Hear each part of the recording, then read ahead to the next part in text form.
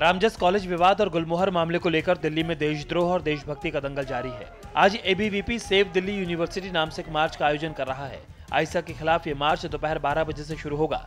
मार्च arts faculty से शुरू होकर स्वामी विवेकानंद की मूर्ति पर जाकर खत्म होगा। एबीवीपी इस मार्च के जरिए शक्ति प्रदर्शन की तैयारी में है।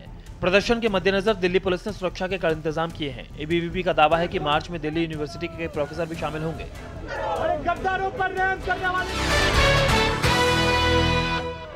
दिल्ली से जालंधर पहुंच चुकी गुरमेहर ने कहा है कि वह इस मामले से खुद को अलग कर चुकी हैं। वो फिर से कॉलेज जाना चाहती है, आगे अपनी पढ़ाई पूरी करना चाहती है। उसके इस बयान के बीच बुधवार को दिल्ली में एबीवीपी ने पुलिस हेडक्वार्टर के बाहर प्रदर्शन किया। पिछले साल जेएनयू में देश विरोधी नारेबाजी के आरोपियों पर जल्द कार्रवाई की मांग की।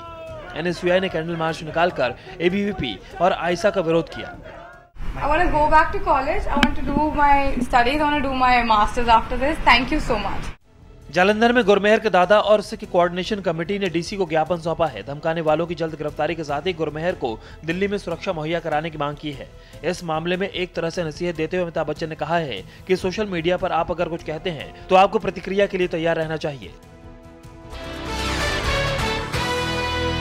वामपंथी संगठनों के लोग देश की कई यूनिवर्सिटीज में छात्रों को गुमराह कर रहे हैं। दिल्ली के रामजस विवाद पर आरएसएस के नेता भैयाजी जोशी ने यह बात कही है।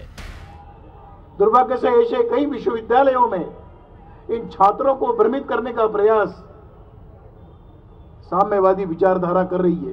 बंधुओं, इस बातों को समझने की आवश्यकता है कि एक सोची समझी एक रणनीति, एक षड्यंत्र है। उन्होंने कहा कि ऐसे मामलों में जब कार्रवाई होती है तो इसे अभिव्यक्ति की आजादी पर हमला करार दिया जाता है। यूपी में छठे चरण के चुनाव प्रचार का आज आखिरी दिन है। छठे चरण के लिए वोटिंग 4 मार्च को 7 जिलों की 49 सीटों के लिए होगी। 4 मार्च के दिन मणिपुर में भी पहले फेज में 38 सीटों के लिए मतदान होगा। इस बीच यूपी में छठे दौर का चुनाव प्रचार चरम पर होगा। आज आजमगढ़ में डिम्पल यादव, चंदौली में मायावती, गाजीपुर में लालू यादव, गोरखपुर और आजमगढ़ में अमित शाह और महाराजगंज में राहुल गांधी चुनाव प्रचार में अपनी ताकत झोंकेंगे। कश्मीर के उरी में क्रॉस एलओसी ट्रेड के एक ट्रक से बड़ी तादाद में हथियार मिले हैं। ट्रक पीओके के चकौटी में माल उतारकर वापस आ रहा था। खुफिया सूचना के आधार पर पुलिस ने चेकिंग की, हथियार जब्त किए और ट्रक ड्राइवर इरशाद अहमद मंडू को गिरफ्तार कर लिया। ट्रक से एक चाइनीज पिस्टल, 2 पिस्टल की मैगजीन, 14 राउंड पिस्टल की गोलियां, 4 एके मैगजीन, 120 एके राउंड कारतूस और 2 चाइनीज ग्रेनेड मिले हैं। आरोपी ट्रक ड्राइवर को हथियार उत्तरी कश्मीर में स्थानीय आतंकियों को सप्लाई करना था।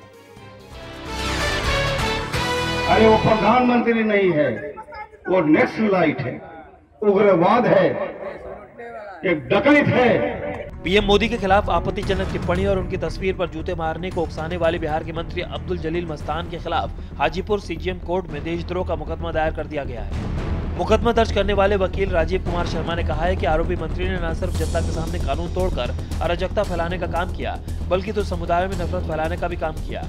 इससे वो बेहद आहत है। अहमदाबाद में सुमनदीप विद्यापीठ यूनिवर्सिटी और मेडिकल कॉलेज के चेयरमैन मनसुख शाह की गिरफ्तारी के बाद अब उनके खिलाफ एक और मामला सामने आ रहा है। बताया जा रहा है कि जिस जमीन पर मेडिकल कॉलेज बनाया गया है वो खेती की जमीन पर है, जिसके लिए फर्जी दस्तावेज तैयार किए गए। इस फर्जी वाड़े में कई अफसरों का भी हाथ है। शाह को एक दिन पहले 102 करोड़ के चेक और 20 लाख रुपए की रिश्वत के मामले में गिरफ्तार किया गया है। बनावटी दस्तावेज खड़े कर दिया और एनए भी कब हुआ? 2005 में, एक का एनए 2001 में, तो एनए होने के पहले ही परमिशन मिल गया। पश्चिम बंगाल में बच्चों की तस्करी के आरोप में गिरफ्तार बीजेपी नेता जूही चौधरी को बीजेपी ने पार्टी के सभी पदों से हटा दिया है। जूही की गिरफ्तारी की खबर आते ही हड़कंप मच गया। बीजेपी नेता जूही चौधरी को मंगलवार की रात नेपाल बॉर्डर से सटे बतासिया इलाके से गिरफ्तार किया गया था। 18 फरवरी को एनजीओ बिमला शिशु गृह की चीफ अडॉप्शन ऑफिसर सोनाली मंडल अरेस्ट हुई थी। चेयरपर्सन चंदना चक्रवर्ती और चंदना के भाई मानस भौमिक भी गिरफ्तार किए जा चुके हैं। इन पर 17 बच्चों को विदेशियों को बेचने का आरोप है। चंदना चक्रवर्ती ने पूछताछ में जूही चौधरी का नाम लिया था।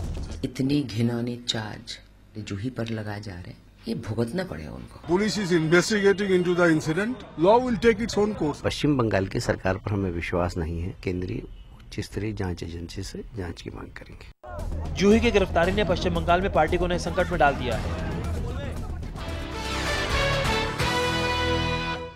दिल्ली में रोड रेज की वजह से एक कार को आग लगाने की तस्वीरें सामने आई हैं। सीसीटीवी की इन तस्वीरों में आप देख सकते हैं कि किस तरह से लोग सड़क किनारे खड़ी एक फॉर्च्यूनर गाड़ी की ओर बढ़ते हैं।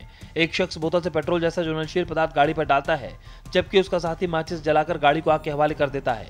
आरोप है कि फॉर्च्यूनर मालिक का दोनों आरोपियों से ओवरटेक करने को लेकर झगड़ा हो गया था, जिसके बाद उन्होंने गाड़ी को फूंकने की कोशिश की। फॉर्च्यूनर मालिक की वक्त रहते गाड़ी पर नजर पड़ गई और आग को फौरन बुझा दिया गया।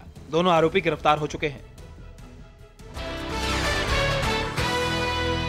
दिल्ली के बिंदापुरा में 11वीं क्लास की एक छात्रा से 3 लोगों के गैंगरेप का मामला सामने आया है। पड़ोस में रहने वाले विकास और मनीष नाम के 2 युवकों पर आरोप है। पीड़ित छात्रा के बयान के मुताबिक वरना कार में आरोपियों ने उसे जबरन उठा लिया, उसे कोल्ड ड्रिंक में नशा देकर वारदात अंजाम दिया। पुलिस ने पॉक्सो एक्ट में मुकदमा दर्ज किया है। आरोपियों को हिरासत में ले लिया गया है।